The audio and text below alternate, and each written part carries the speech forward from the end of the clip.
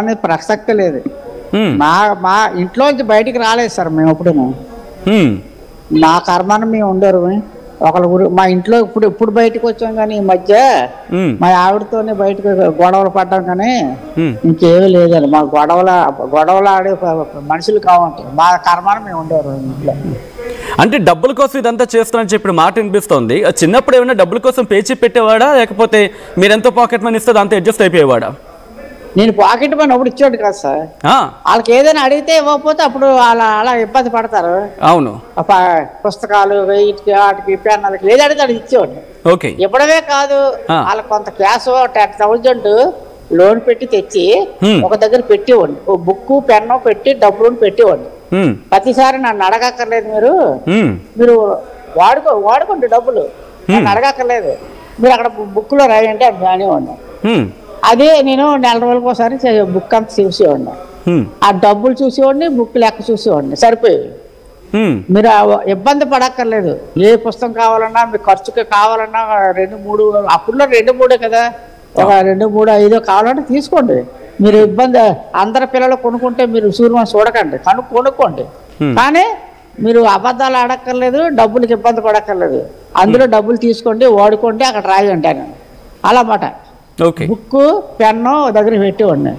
ఇంకెందుకంటే వాళ్ళకి వేరే అబద్ధాల పని ఏమొస్తుంది. అంటే ఎంత వాడేవాడండి నెలకి దాదాపుగా పాకెట్ మనీగా? నెలకే అలాగేం లేదు. నాకు కావాలంటే పుస్తకం అలాగే ఖర్చులకే తీసుకుంటాడు కాదు. మా పిల్లలు అప్పుడు అలాంటి ఎంజాయ్మెంట్ లేదు. పుస్తకాలకి పెన్నులకి వాటికి ఏది కావాలంటే అది కొనుక్కుంటారు, అక్కడ రాశారు. నేను చెప్పాను మీకు కావాలన్నా కొనుక్కుంటారా, అంతే పిసనారేసాలు వేయక్కర్లేదు, కొనుక్కోండి అంటే మాకెందుకు అన్నా అనేసారు. 3 పూటలు వాళ్ళ అమ్మ శుభ్రంగా ఉండేది, టిఫిన్లు చేసేది, అన్ని చేసి శుభ్రంగా తినేవారు. ఇంకా వాళ్ళకి బయట తినవలసిన పని ప్రసక్తి ఉండేది కాదు. అలా అంటే మీ మాటల్లో చిన్నప్పుడు అంతా మీ మాటే విన్నాడు, పెద్ద అయిన తర్వాత కూడా మీ మాటే విన్నాడు అని చెప్పి. డిగ్రీ వరకు నా మాటే సార్. ఆ తర్వాత గొడవలు వచ్చి మా ఇంట్లో కొంచెం గొడవలు వచ్చి ఆ తర్వాత వాళ్ళ అమ్మ చెప్పినట్టు వినడము చేయడము, వాళ్ళ గుప్పిట్లో తెచ్చుకోవడం, వాళ్ళ పిల్లల గుప్పిట్లో తెచ్చుకోవడం. వాళ్ళు ఏదంటే నేను ఏదో చెప్పాను అనుకోండి ఇంట్లో, అలాగే చెప్తాడరా ఈ పని అలాగే చేసుకో, నువ్వు ఇలాగే చెప్తాడరా ఇలాగే చేసుకో అంటే ఆడికి నిజమేటో తెలియదు కదా, మంచేటో తెలియదు కదా పిల్లలకి. అవును అవును. అందువల్ల వాళ్ళ అమ్మ చెప్పింది కరెక్ట్ అనుకుని ఏదో ఫాలో అయ్యేవారు. ఓకే, అంటే మీకు మీ భార్యకు మధ్య గొడవల తర్వాత మార్పు వచ్చింది రవిలో? పిల్లల్లో ఇద్దరిలో కూడా వచ్చింది. ఓకే, ఇద్దరిలో కూడా నా మీద గౌరవం లేకుండా అదేదో అనడము, ఇదేదో చేయడం, నా మొగుడిని నీచంగా చూడటము, వాళ్ళు కూడా నీచంగా కొంచెం నాకు కోపం వచ్చింది. వాళ్ళ ముగ్గురికి నేను అక్కర్లేనప్పుడు వాళ్ళ ముగ్గురు నాకు అక్కర్లేదు, అంతే కదా సార్.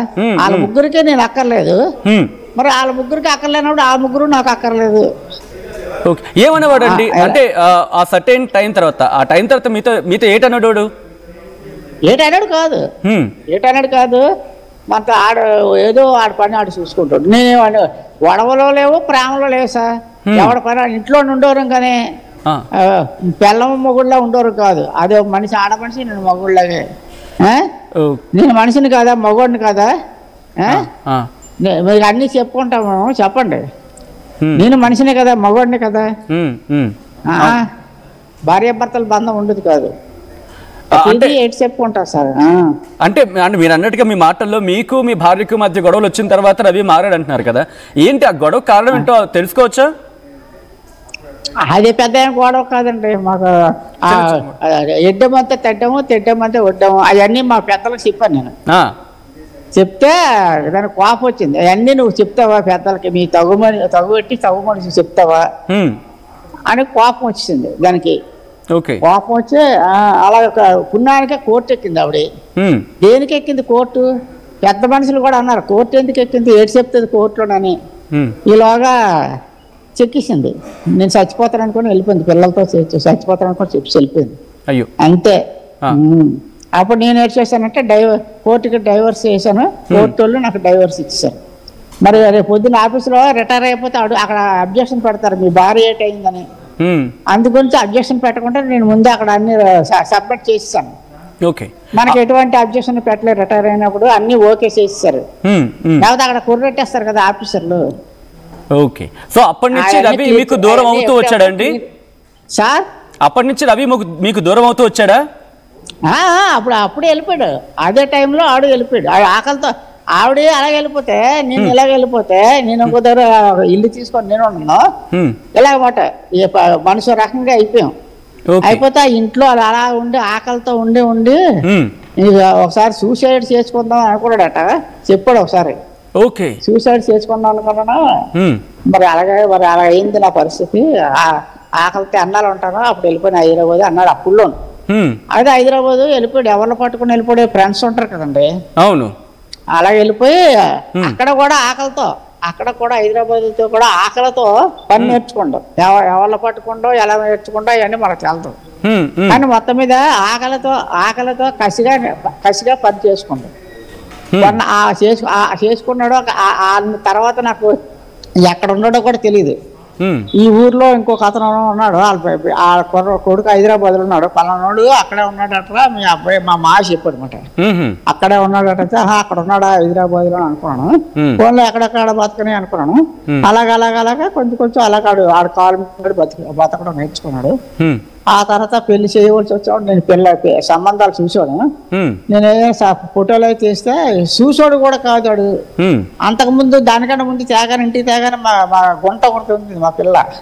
దాన్ని చూపిస్తే శనిసుక్కలాగా చూసి బాలేదురా అనిస్తే దాని మాట విని నా ఫోటోలు కూడా తెచ్చిన ఫోటోలు కూడా చూసాడు. చూడరా కొన్ని బాగాలేకపోతే మానేస్తాను, దానికే ఉంది. చూడటం అంతే నీ ధర్మం కదా అంటే నాకు అక్కర్లేదు చూసింది కదా అది నాకు అక్కర్లేదు అని వద్దనిచ్చాడు. అంటే ఆడ కర్మ ఎలాగ ఉంటే ఎలాగా అప్పుడు చూసాడు కాదు. అయితే నీకు ఫోటో చూడకపోవడానికి నీకు ఇష్టం లేకపోతే నేను అక్కడ ఎన్ని సంబంధాలు తెచ్చిది అవతల అడిగేవారు. వాళ్ళు ఫోటో పట్టుకెళ్ళారు కదండి ఏమైంది అని అవతల వాళ్ళు అడిగారు. వాళ్ళకి ఎస్ నో చెప్పాలి కదా. అయితే లేదమ్మా వాళ్ళకి ఇప్పుడు అవతల అని కవర్ చేసుకుంటున్నాను. ఆ తర్వాత హైదరాబాద్ వెళ్ళాడు. పలానా అమ్మాయి నాకు ఇష్టపడదు. అయితే పోయి చేస్తావులే నీకు ఇష్టపడి దానికే ఉందంటే వాళ్ళు ముస్లింలు అన్నారు. ఓన్లీ నీకు ఇష్టపడదు కదా, వాళ్ళు ఏమిట్లో అయితే మనకేమి నీకు ఇద్దరికి ఇష్టపడదు కదా పిల్లకి నీకునా, అలాగే చేస్తాంలే అంటే అయితే వచ్చి అడగండి అన్నాడు. అడగాల వచ్చి అంటే అక్కర్లేదు నేను నిశ్చితార్థం చేసేయండి పర్లేదు. ఆ ముహూర్తం అది ఆడే చెప్పాడు. ఆ టైంకి వెళ్ళాము. మా పిల్లల పెద్దల్లో తీసుకుని వెళ్ళాను. నిశ్చితార్థం చేసాం వచ్చాం. పెళ్లికేమో వాళ్ళే ముహూర్తాలు పెట్టారు. సడన్ గా నా చేతిలో డబ్బులు లేవు. అయితే చేతిలో డబ్బులు లేకపోతే పర్వాలేదు అన్నా కొద్దిగా అడ్జస్ట్మెంట్ చేసుకుంటానులే నువ్వు వచ్చి అనేసి అంటే రైలు ఎక్కి వెళ్ళిపోయావు. సికింద్రాబాద్ లో దిగాము. బస్సు వచ్చింది. ఆ బస్సు ఎక్కితే తిన్న కళ్యాణ మండపం దగ్గర తీసుకెళ్ళిపోయాడు. ఆ ఆ పెళ్లి కూడా పగలయ్యింది. పగల అయిపోయింది. పెళ్లి అయిపోయింది. సాయంత్రం మళ్ళీ 6 గంటలకు అక్కడ ట్రైన్ ఉంది. మళ్ళీ ఆ ట్రైన్ ఎక్కి మళ్ళీ ఇంటికి వచ్చాం. ఎప్పుడైంది పెళ్లి? ఏ ఏడాదిలో అయింది? 2017 అనుకుంటాం సార్. ఓకే, 2017లో. మా మనవరాలు 2018 ఆగస్టు 15 పుట్టింది. కాబట్టి దానికంటే ఒక సంవత్సరం ముందు అంతే ఉంటుంది కదా. అలాగమాట. వాళ్ళిద్దరు ఎలా ఉండేవారండి? అంటే మీరు అంటున్నారు ప్రేమించి పెళ్లి చేసుకున్నారు అంటున్నారు.